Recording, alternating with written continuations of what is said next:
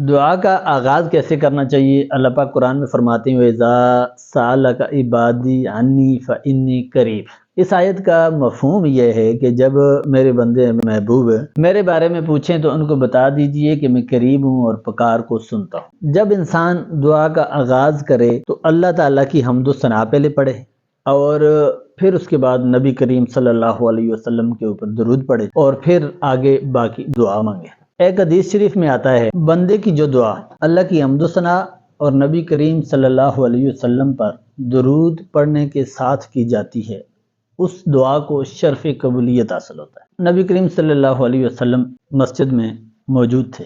حدیث کا مفہوم ہے کہ ایک شخص آیا اور اس نے نماز پڑھی اور اس کے بعد اس نے کہا اللہم اغفر لی، تو نبی کریم صلی اللہ علیہ وسلم نے کہا کہ تم نے جلدی کی، نماز پڑھو اور اس کے بعد اللہ کی حمد و ثنا کرو اور اس کے بعد درود پڑھو اور پھر دعا مانگو۔